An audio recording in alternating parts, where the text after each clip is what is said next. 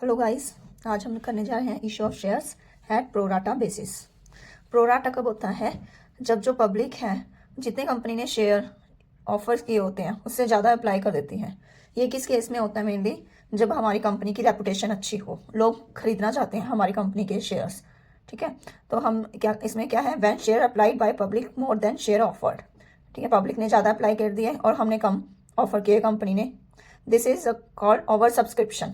Pro rata basis में mainly किस लिए होता है? जब ओवर सब्सक्रिप्शन हो, जब कम अप्लाई किया हो तब तो अंडर सब्सक्रिप्शन हो जाएगा, तो उस केस में प्रोराटा नहीं होगा। लेकिन जिस केस में पब्लिक ने ज़्यादा एप्लीकेशंस दे दिए और शेयर्स कम है, तो वो क्या केस हो जाएगा आपका? Oversubscription. तो इसलिए हम क्या करते हैं, इसमें मेनली प्रोराटा बेसिस पे शेयर इशू कर देते हैं। In this case the director can make full allotment to some applicants, a partial allotment to other and no allotment to the rest.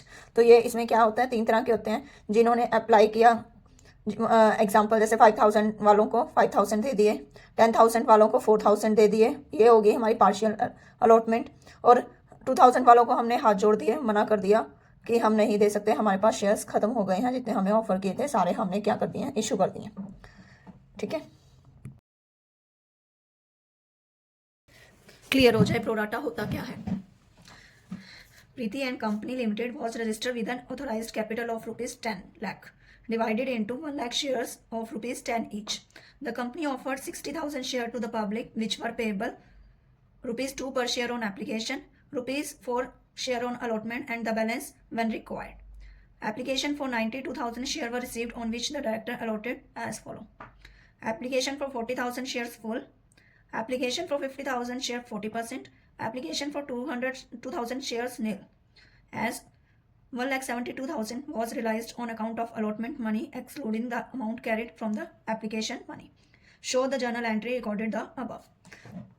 तो यहाँ पे हम क्या देखते हैं कि 10 लाख की कैपिटल है ऑथराइज्ड कैपिटल मीन्स इससे ज़्यादा हम नहीं शेयर इशू कर सकते। ये मैक्सिमम लिमिट होती है कंपनी की शेयर इशू करने की।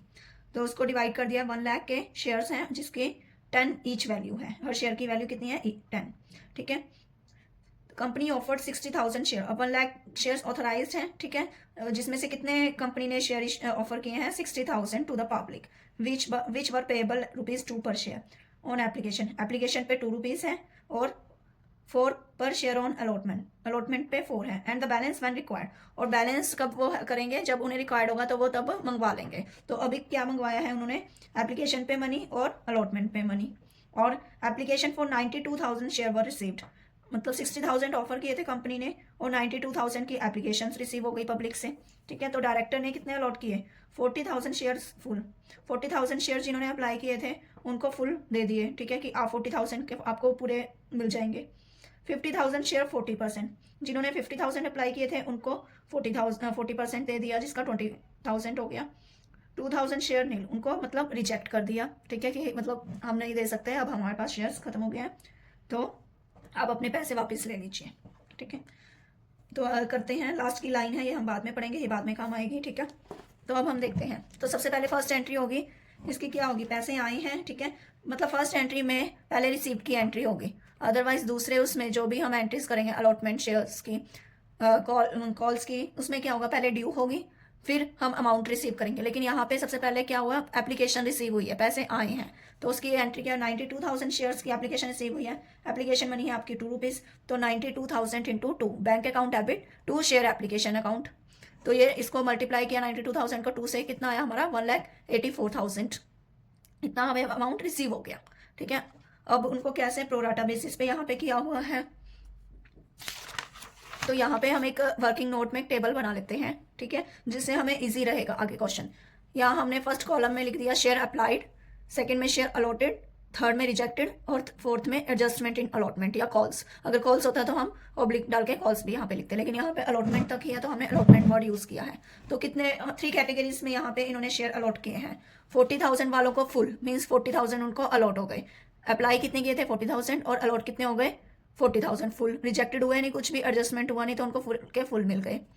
50,000 शेयर अप्लाई किए थे, उनको कितने किए, 40% लिखा हुआ था, तो 50,000 40% कितना हो गया, 20,000। तो इट मीन्स 30,000 वालों को रिजेक्ट कर दिया, उनके पैसे वापस कर दे। 2 एप्लीकेशन मनी आई थी, 60,000 उनको रिजेक्ट कर दिया। ठीक है, और जो इनके एक्स्ट्रा पैसे आए थे तो उनको यहाँ पे हमने क्या कर दिया, एडजस्ट कर दिया अलॉटमेंट में। ठीक है, 30,000 उनको शेयर्स नहीं दिए, ये नहीं है कि उनको पैसे वापस दे दिए, यहाँ पे हमने एडजस्टमेंट की है। जो आपके 60,000 आए हैं उसको हम क्या कर देते हैं, आप अलॉटमेंट मनी में एडजस्ट कर देते हैं। उसके नेक्स्ट है 2,000 शेयर्स उनको रिजेक्ट कर दिया था कि उनको हम नहीं दे सकते, तो उनकी कोई एडजस्टमेंट नहीं होती, तो 4,000 उनको रिफंड कर देंगे।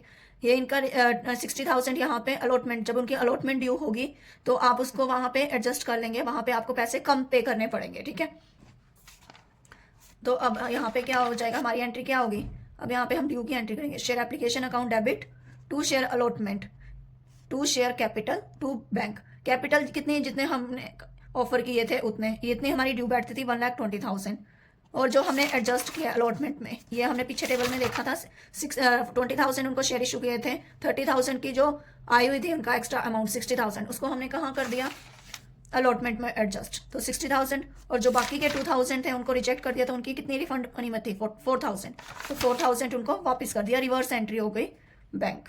Share application account debit full, share allotment जो हमने एडजस्टमेंट की, टू शेयर कैपिटल जो हमारी होनी चाहिए थी, जितने हमने शेयर इशू किए थे, ठीक है, उतना टोटल हमारा होना चाहिए था एप्लीकेशन मनी पे, और जिनको हमने रिफंड कर दिया। ये इंपॉर्टेंट एंट्री है। और इसके बाद अलॉटमेंट में देखते हैं, इन्होंने बोला था ₹1,72,000 was realised on account of allotment money excluding the amount carried from application money. मतलब उसके एप्लीकेशन मनी को एक्सक्लूड करके जो हमें मनी रिसीव हुई है वो कितनी हुई है, 1,72,000।